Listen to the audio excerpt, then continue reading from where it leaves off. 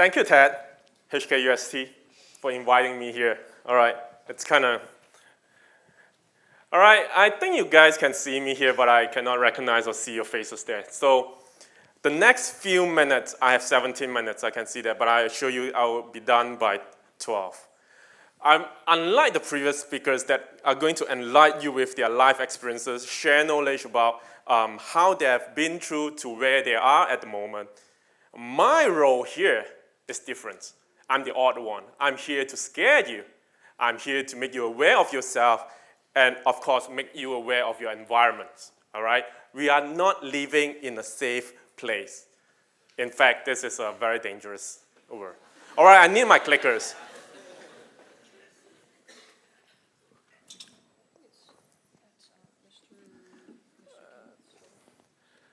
I think it's with you. This is part of the show, by the way, all right? All right, interactions. That's what in my classes. I teach a very large general education, violence and crime. If you guys happen to be in City U's and interested in my talks here, please feel free to sit in my classes, all right? All right, this is me. My topic today is to tell you to trust your intuitions, all right? That's your survival sickness, all right? Don't throw that behind your brain. All right, I've seen you around, and I think you are hot. All right, I'm not sure how many of you receive such kind of messages in your life, all right? Especially in college, in campus, someone leave you a message like that. Don't throw that away. Pick it up and tell yourself, this is something, all right? Anyone can tell me, what do you mean, what do you understand by stalking? All right, I receive a lot of responses from my classes, my students. All right, just following me, keep on calling me, standing there waiting for me. That's from the victim's perspective. That's from the target perspective. That's from your perspective. What's the perpetrator perspective? Well, it could be some of you guys are the potential stalkers, all right? That I'm educating you, by the way. All right, in your perspective. Stalking is such a strong word. I prefer intense research into someone. All right. I'm following my wife, all right. I'm not stalking her. I just want to research into her. What's her habit? What's her routine? What does she do after work? What does she go with for dinner tonight? That's my perspective of potential stalkers, by the way, all right? All right, I'm lucky enough to get some money. We as professors, we need money to do research to learn more about stuff. I am lucky enough to get some money to do research, arguably the first of its kind in Hong Kong, to do research on stalking, victimizations, and perpetration. And of course, the topic today here is from the victim's perspective, so I'm not going to share more about the perpetrator perspective. If you are interested, please approach me or come to my class, I'll tell you. All right, I'm lucky enough to get more than 2,000 individuals, mainly young adults, aged 18 to 40 years old, from campus around Hong Kong, all 10 universities. City U, the largest sample I will get, I've gotten. Poly U, Hong Kong U, UST, here, student, you guys, all right. BU, CHKL, Lingnan U, and 2 private U, Xuyan and Open U. This would surprise you. 1 out of 10 young adults, educated young adults, you guys, reported have been stalked in their lifetime, all right? Not just the past 30 days, not just the past 2 years, but in their lifetime. It can be during their secondary school years, it can be their university life, of course. And I can assure you, I'm not sure how many we have here today. 1 out of 10 of you in this room, if we have 400 attendees, 40 of you have been stalked or have been arrested in your lifetime. This is what I can assure you. So please put this in your mind. This is serious stuff, all right? This is not a Hollywood drama, all right? All right, agenda. Common sense, a lot of us would think that it's female is the victims. Yes, definitely. 8 out of 10 who reported to be victims are female.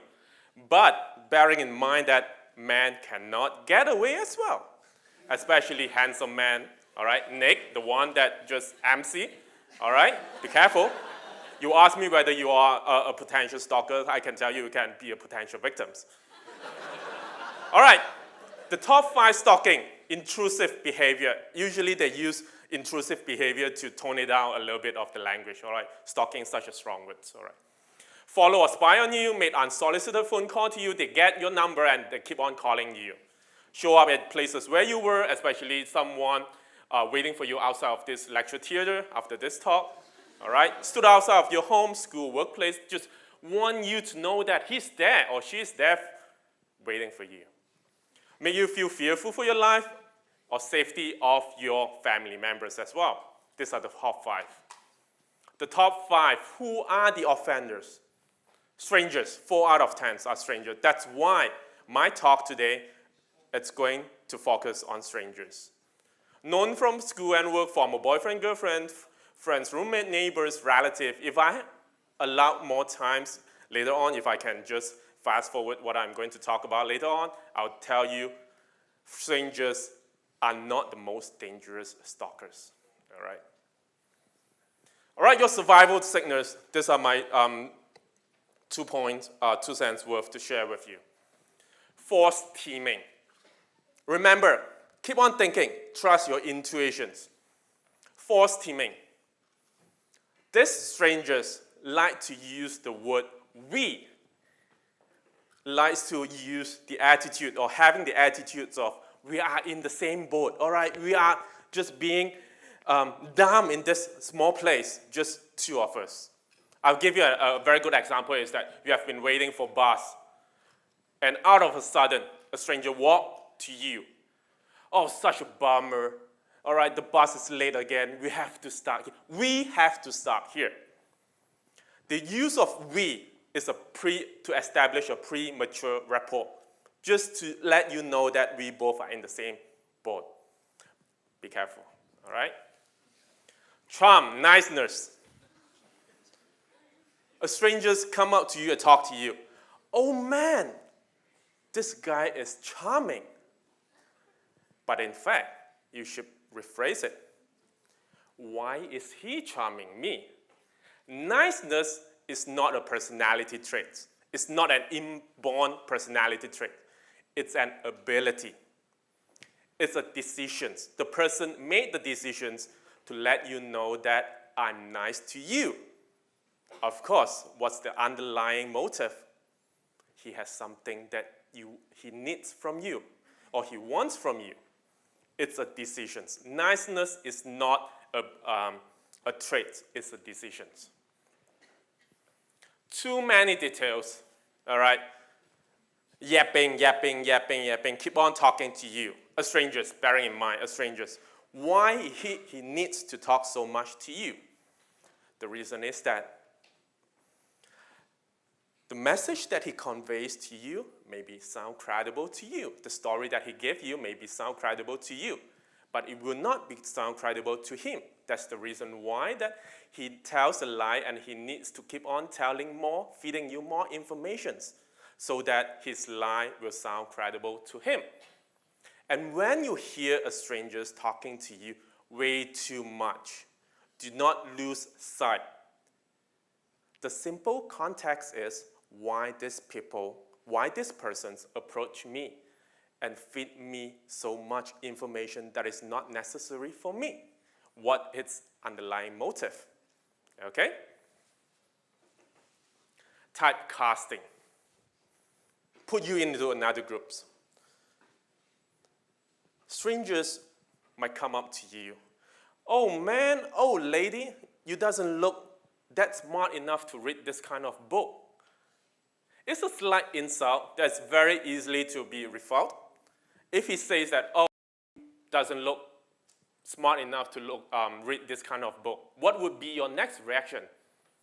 You engage in the conversation with him. Oh no, I like this book. I read a lot, all right? You don't look like that's snobbish enough to talk to me. You don't look arrogant enough to not talk to me. Your response should be, do not engage in a conversation with a stranger. You can win a point in this particular message, but you might lose much more because you are engaging a conversation with him. You are now establishing a relationship with him. So be careful. Loan sharking, a very typical terms for our Chinese culture. Allow me to use a Chinese term, 九出十三歸. When this type of people asking you, please allow me to help you. All right, when you are bringing a lot of very heavy stuff, bags, a stranger come up to you, please allow me to help you with the bags. The reason for him to do this is that after he helped you, you receive his help. In later on, in future, it will put you in debt. You owe him a favor. A very possible scenario is that after I help you with the bags, can you come out dinner with me? All right?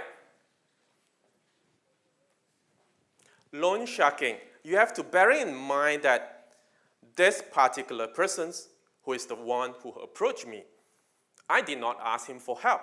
What his intentions? Okay? Oh, sorry. Unsolicited promise. You see a lot of people, not just strangers. It can be boyfriend, girlfriend, husband, and wife. That's all. This is the final time. I promise. Promise is not guarantees. I promise I will deliver a talk today, but it's not guaranteed that I'll be here. Okay? You have to ask yourself, why this particular individual have to convince me with I promise? What does he need from me? Or what does he want from me?